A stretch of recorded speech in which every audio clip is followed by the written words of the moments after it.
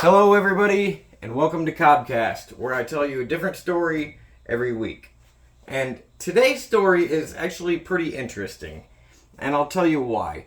Because there's the little bit of background I can give you is I've been fishing as long as I can remember. Since I was, before I could even cast a fishing pole, I've been fishing. And my dad took me on a lot of the fishing trips and then taught me how to fish. So did my grandpa. Let's see. There's been some pretty big fish caught over the years. My dad has the record for carp. He caught a 30-pound carp, grass carp. Pretty big. My grandfather was one that he liked catching catfish. And so we fished for catfish, carp, crappie. Never been much into bluegill, but bass, a lot of bass.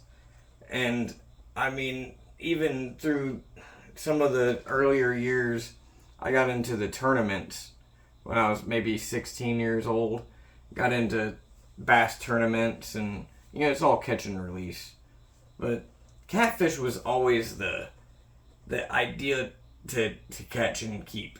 Like, if you caught it catfish between 2 and 5 pounds, it was like basically perfect eating size. So, yay big catfish, perfect. And we always wanted to have the big fish contest. We did that while camping, just any general, not talking tournaments, but just any kind of general group going out, say me and my father, or me and my grandfather, or me and my cousins. The person that left with the big fish, and we'd weigh them with a scale. Big fish, we'd all bet like $1 on it. So whoever left at the end of the day with the big fish collected everybody else's dollar. But that wasn't always a thing. It was just something fun to do.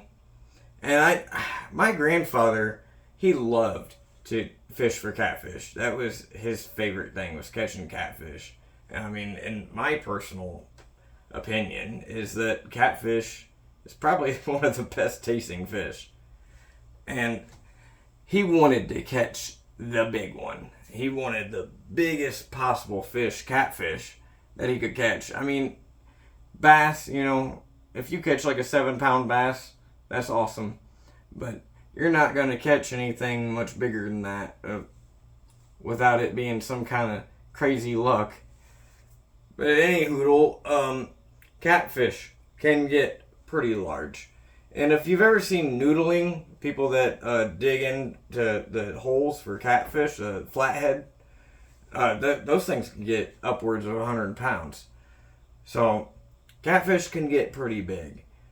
And I guess what I'm getting at here was my grandfather really, really, really wanted to catch the big fish of the family. He wanted to be the one to land the largest freaking catfish that he possibly could.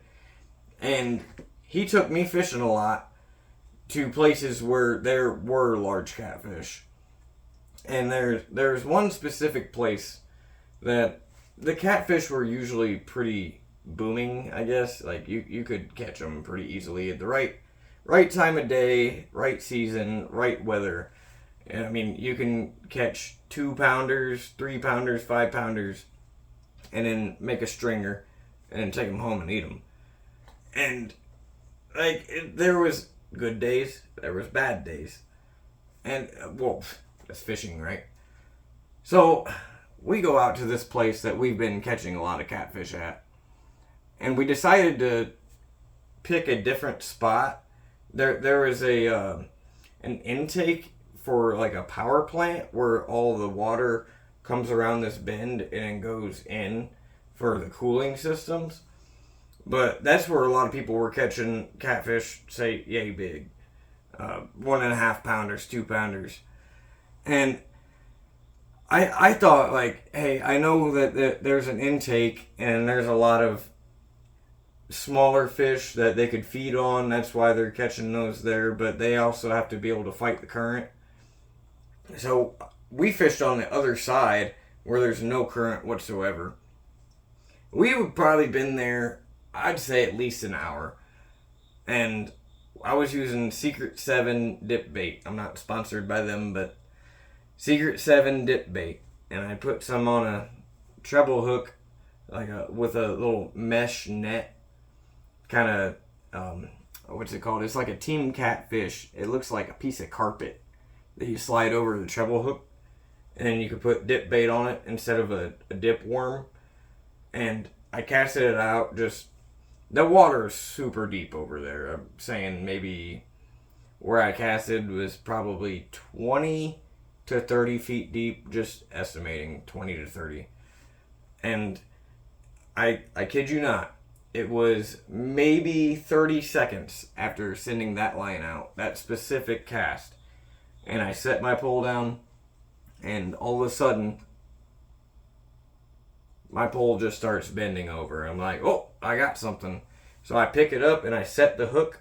So if you're not a fisherman, when you reel in a fish, you want to set that barb into their mouth so that the hook doesn't come out. So you pull the pull, and then you work the fish back. And as soon as I set this hook, it was doop. Oh, I'm either snagged on a rock or a log, or I have a really big fish. Next thing I know, I have my line pulling out. I have a bait caster with this specific pole, was a bait caster, and I usually use bait casters, but I don't really use heavy gauge line. I had 14-pound line on this reel, and that's another thing. If you know how to play your drag on your fishing pole, and you can play the fish, let them take line when they want to take it, and then when they're coming towards you, you reel it in, but you let them take it. You finagle with your drag, and you don't break your line if you're doing that and you have good line. So I set into this fish, and I noticed immediately that, okay, this is not a snag. This is just a really, really big fish. And after about 10 minutes, I would say, it surfaced. And I saw it, and I was like, this is at least a 20-pound catfish. And because I saw that it was a catfish when it surfaced. But it was still probably 20 meters away at least. And I'm letting it take line, and then I'm taking it up back when I can. And we were fighting, me and this fish were fighting for about 35 minutes.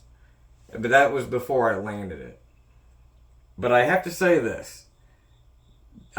Reiterate this. I had 14-pound line. Monofilament line. And just a treble hook with stink bait on it.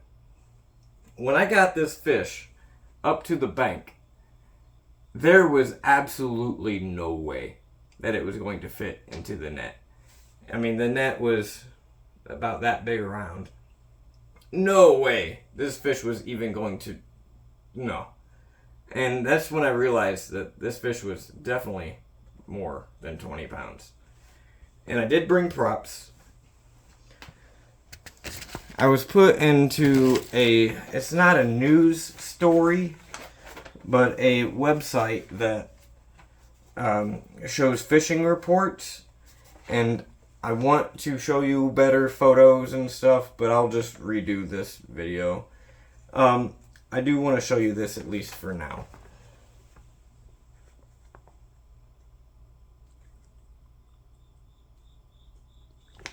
So there's that.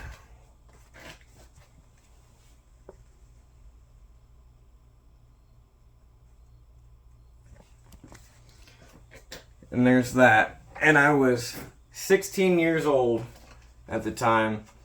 14-pound monofilament. 35 minutes to reel that in. And I'm pretty sure that my grandpa was more excited for him to see such a big catfish caught.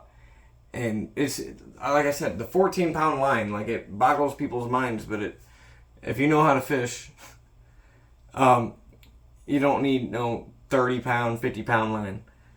And he was just so ecstatic. And I think that makes me happier than the fact that I caught that 40-pound blue cat. It was a blue catfish. And I did let it go. After the photos and a couple people that were around were watching it, it was a spectacle. And everybody was like, oh, is he going to lose it or is he going to catch it?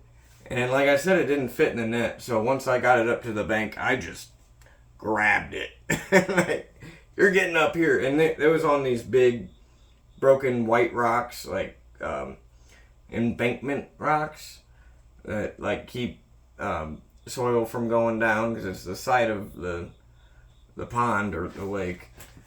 And so it's not really easy to walk on or to try to grab anything. So I just went down there and, oop, you're coming up with me.